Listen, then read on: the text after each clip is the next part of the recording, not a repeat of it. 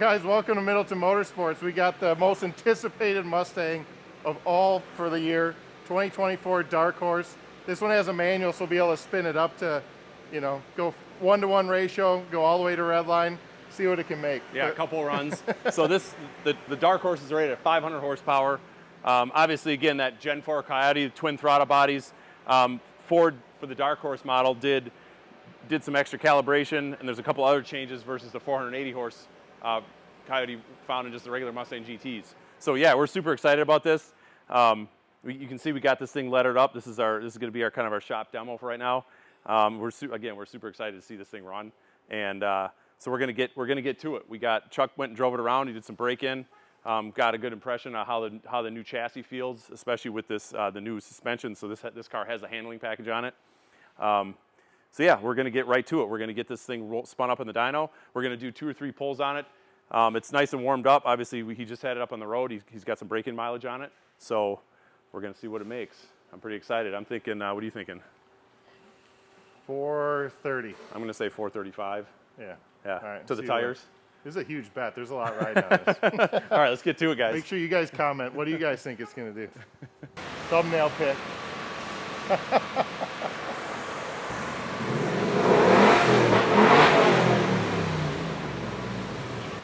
All right, guys, we're gonna do, this is pull number 1.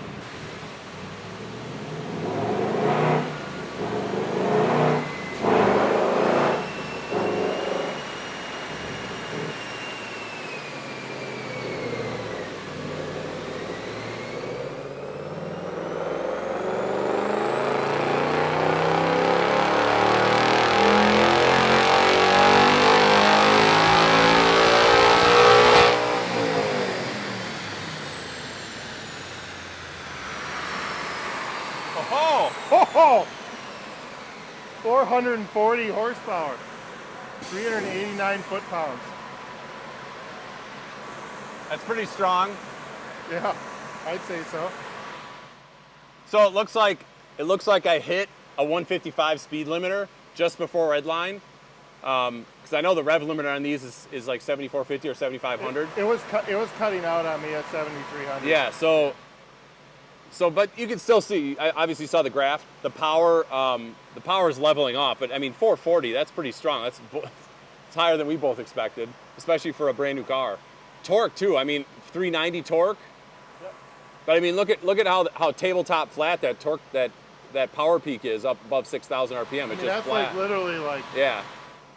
Yeah. So if you're shifting that thing at 73, 7400, it's going to be like right in that flat power plateau up at the top. Definitely underrated. 500. Yeah, that's underrated because typically you're going to see, for a car that's 500 horsepower at the crankshaft, you're typically going to see like 425, 435, somewhere in there. So it's strong, a strong 500 horsepower for sure at the crankshaft. So should we do another one? So I think let's do another one, and then maybe let it cool off for 5 minutes, and then we'll do one more, and we can kind of look at all 3, see if it's consistent. And but I mean that run was pretty warmed up, obviously from you driving it, but. So this is, I'll mention this too in the video since some of the comments in our 650 convertible, our S650 convertible video, since this is a manual transmission, I am able to run it in the 1-to-1 gear, which on this Tremec 3160 is 5th gear. So that was 5th gear pull. And also to make note, when we're doing these dynos, the correction factor, which is how the dyno is correcting for the weather, is the SAE correction factor, which is what the OEMs use, Ford and all the other OEMs use when they rate these at the crankshaft is 500 horsepower SAE. So that's why we use SAE. It's the same rating that Ford uses. And obviously we're just reading at the wheels versus the crank. So some of the other guys are using the standard correction factor, which was a correction factor used back in like the 70s. It's an old correction factor that reads higher. We use the SAE because it's current and accurate to what Ford is using. So let's spin it up one more time and see what it does back to back here.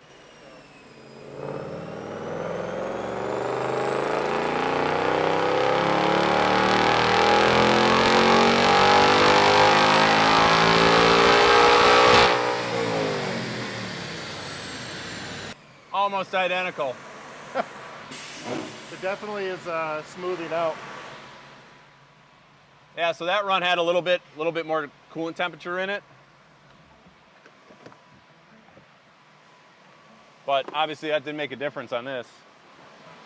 First pull was at about 180 degrees coolant temp. That was like 187, so just a little bit more. Yeah, that's looking really good, guys. I just like that torque tape.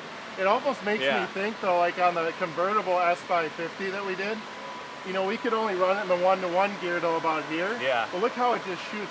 You might. Well, this is, so the convertible, obviously that was an automatic, Yeah. but that torque peak on that car, we weren't able to get to the torque peak on that car, and it was about 450 or 359. Yep. So this is obviously making more torque. Yeah, right down in the Yeah. horsepower. Look at that. It just keeps. Yeah. It's a really good curve. Oh, that's pretty impressive. And it looks like, you know, the car is still figuring its life out and adding maybe a little more time. Oh yeah, yeah. We're you know, obviously we got some miles on this, but this car, it's not fully broken in. You know, Yeah. once you get these cars to like 1,000 miles, you're going to see another 5, maybe 10 horsepower out of them. So. We're close to that, but not there. But we'll see Yeah. how. But it I'm works. definitely hitting a speed limiter, because I know these cars, you know, we're limited at like 73, but you can see it's pretty much flat up here. So I don't think revving it to 75 would gain us any more power. No. You know, we get to kind of see the trend of power out further, but I really want to do the 5th gear because that's the 1-to-1 and that's going to be the most accurate. So yeah, maybe we let it cool off 5-10 minutes. Yep. Do one more, see the consistency, and yeah, I'm excited. That's really good. Honestly, that 4.4, and look, just for it to be that, I mean, it's so consistent. yeah, nice and flat. But like I said, yeah, I mean, if you're shifting this thing like right up near red line, it's gonna come back, you know, maybe right about here. So you're dealing with, you know, when you're running it through the gears at maximum acceleration, you're dealing with that nice flat power plateau. Yeah, pretty impressive. All right, guys, we got a little bit of a cool down, 10 minutes or so. So we're gonna do a 3rd pull here and see if we can back up what we saw with those first 2 pulls. So let's get this thing rolling. So yeah, again, 5th gear. So that's the 1-to-1 on this transmission.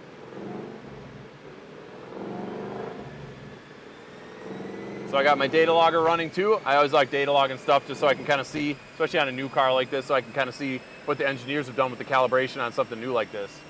So I'm just gonna let this thing spin up for 10, 20 seconds here. Just get the fluid circulating.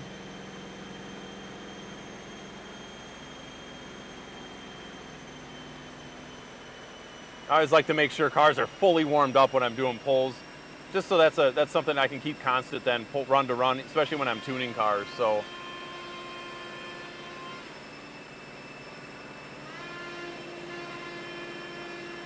I'm just watching coolant temp right now. I'm just trying to bring the coolant temp right. So we're at 185 there, so that should do it. It's about in between where we were before on the other 2 pulls. All right, let's hit it here.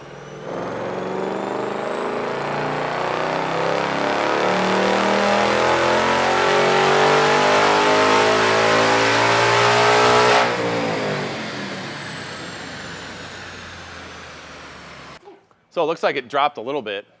So yeah, it might have been, you know, letting it sit like that. He soaked the manifold.